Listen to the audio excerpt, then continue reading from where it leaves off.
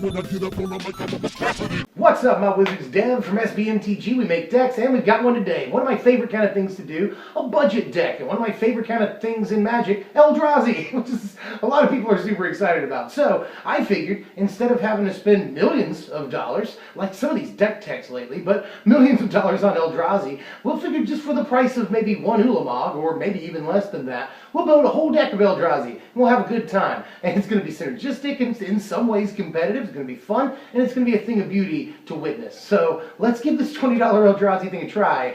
I think we've actually come up with something really, really cool. I'm going to do this a little bit differently. Normally I would give you the creatures and the spells and the blah, blah, blah, but this time I'm going to give you, I'm going to do it a different way because the deck is slightly different. It functions like a ramp deck, so I'm going to tell you all the relevant things that ramp us and sort of our philosophy in that department.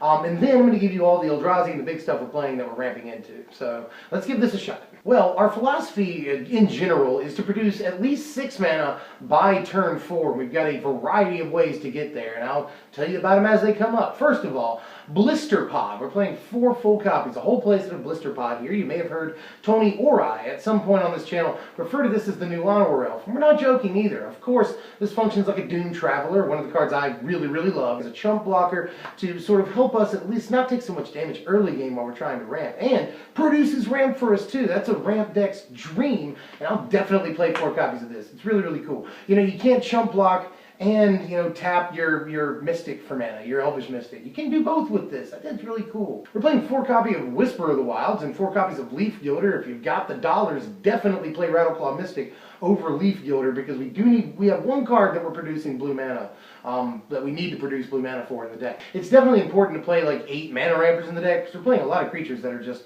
crazy, and we can get very, very high cost, and we can get to 6 mana on turn 4 pretty easily, which is again our philosophy, by just casting 2 mana guys. Turn 2, turn 3, turn 4 we have 6, we get our land drop, so there's that too. But Whisper, definitely we have tricks and synergies with that in the deck that allow us to get there very, very fast, so we're going to definitely play that. But if you got the money, Rattleclaw over Leaf Gilder every day. Here's the reason I wouldn't play Beast Color Savant guy in the comments. I'm playing 2 copies of Call of the Scions, which started off as 3, but bumped down a little bit to 2. Obviously, again, our philosophy, we want to be playing a 4-mana thing on turn 3, so Call of the Scions doesn't necessarily put us behind. In fact, it plays into that same philosophy of 6 mana by turn 4. Turn 3 we play a Call of the Scions, turn 4 we play a land, we have 6 mana. So helps out with that too, but it's also chunk blockers in the meantime.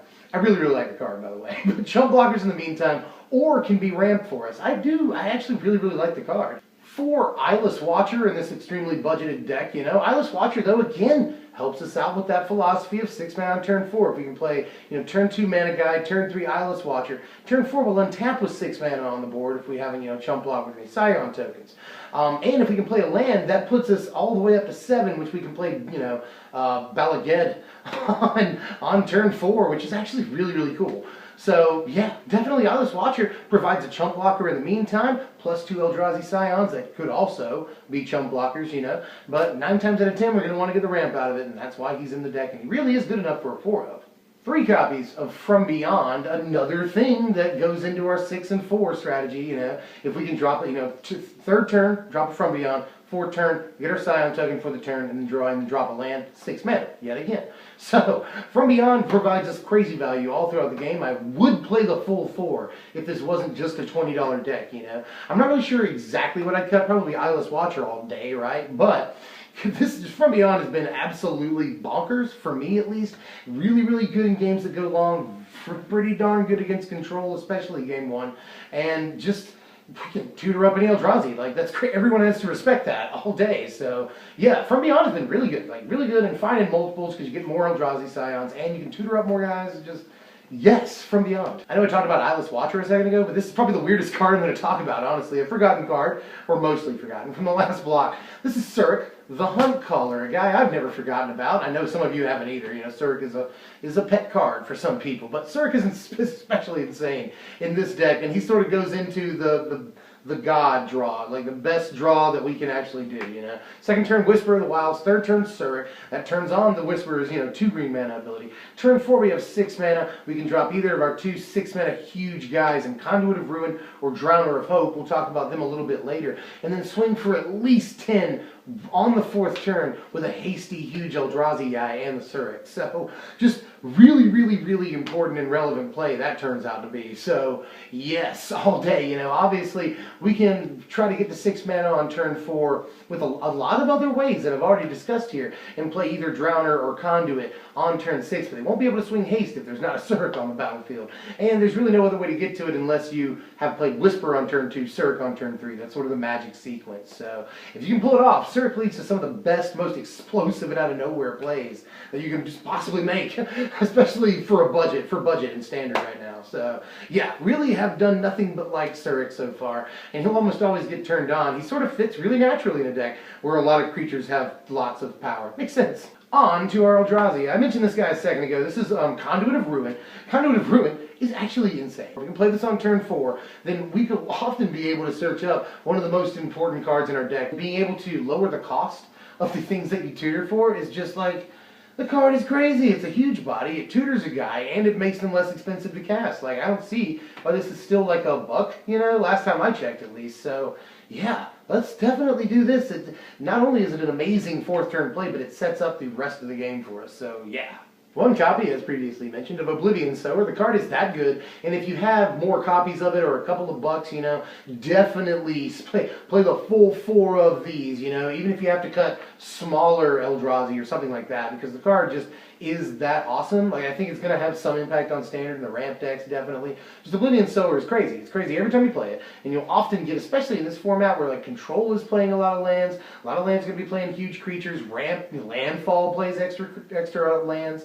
So obviously, you're so likely to get like 2 or more even, lands off of this, and that ramps you into your bigger Eldrazi in turns later. And you get a huge body out of it. Just Oblivion Sower is insane. And all of this happens, by the way, except for the huge body, regardless of whether it resolves. Like, the card has just been nothing but just amaze balls, scrotum sack. It's just, the thing's good. Oblivion Sower is good, and if I wasn't under a budget, I would definitely play more copies. 2 copies of Drowner of Hope here, which I did want to talk a little bit more about. If you're able to pull off that golden sequence of, Whisper into Surik into Drowner, then you're able to tap down at least 2 of their guys, and then swing in with 2 huge hasty dudes for, 10 damage? Most of the time, this can tap down their valid blockers and just blow through for damage. So Drowner of Hope has been, like, a very, very good card, honestly, and I could see this being in a thing, but I'm not entirely sure if it's got the chops for Standard, but it's worth noting that it does give you 2 guys when it comes into play. Those guys do something,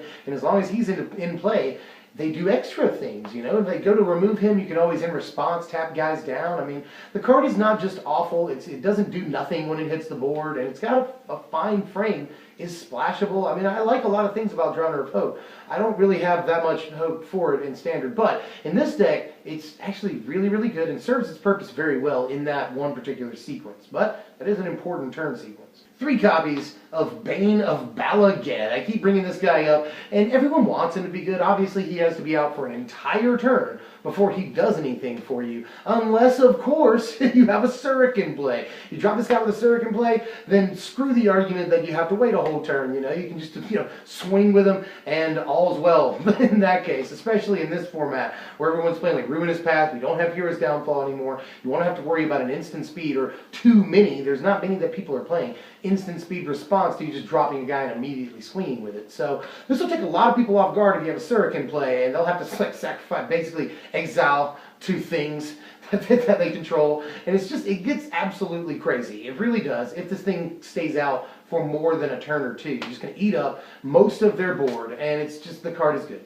And then we're into the weird things. 1 copy of Breaker of Armies and 1 copy of Endless One. Now you could just, instead of the Breaker, you could always do a Bane of Bala Ged, but I do, or if you have the money, you could put, Oblivion Sower in or anything like that. So very interchangeable slots here. But Endless One has actually been like a 12-12 for me a bunch of times. So yeah, Endless One is fine, especially in a budget build. I really, really have enjoyed playing the card. And it can be as big or as small as you need it to be. Early game, you can play this against aggro on turn 2 or 3 and have, a fairly big guy that's, you'll never overpay for it. Here are our lands. It looks like there's a varied and, diverse land base here. But it's not necessarily. You're playing mostly forests, if you haven't noticed. But Sanctum is good. Blighted Woodland is awesome, it turns out. Evolving Wilds, I just want to make sure, just a little insurance on that blue source so that we can cast Drowner. So that's pretty much all there is to it in the land. Here's the sideboard. You'll note that we're, mostly tuned against creature decks, but we don't really have that much defense against them. Plummet is okay against some decks. Titan's Presence is okay against some decks. We might be able to play that in the main board, but we're really devoted to getting our dudes out. Jedi Offshoot is actually surprisingly good against aggro decks, so there's that to consider. But Display of Dominance is the all-star on the sideboard. That's why it gets a whole 4 of just crazy against Jace, Nixilis, Sorin, a million other planeswalkers, Kiora, So, and the card's awesome. And here are your power rankings. This is a final score of 59, which is actually really good for, a budget deck. The deck is a blast to play. We're very consistent because we've got so many ways of getting to the mana count that we want to get to. The deck is fairly synergistic for just, a $20 budget thing, and the Eldrazi are really fun to drop on the board. If your opponent has no answer for them right away, especially if you have a Suruk in play, they might even have a Ruinous Path in hand. It doesn't matter if you have a Suruk out. They're exiling 2 permanents if you just played a Bane of Balagad and you have a Suruk out, which is not uncommon, especially with creatures like Conduit that can tutor for you. You've got your From Beyond can tutor for you. So it's fairly easy to come across these creatures, The deck, again, very consistent, very synergetic. I was very surprised by its performance in testing, and I want you to build this one and let me know how you feel. Because I love Mono Green, I love Stompy, I love Ramp, and everything comes together in this deck. A very good, well-oiled machine in a lot of ways, although we are vulnerable to both aggro and control strategies. Although that vulnerability did not stop Green-Red Ramp Devotion from being a huge presence in the format last go-round in the last standard. And I don't think that a deck like this is any different. We could do some really good stuff to this if we had some dollars, especially being able to play Ulamog would be great. And more Oblivion Sowers would lend itself to playing more Ulamog. So the deck is not that hard to modify, and you've got a long time to get those cards. So trade up your butt off and get it done. And the deck performs pretty well in its base form too. I really enjoy playing this deck, if you can't tell my enthusiasm for it.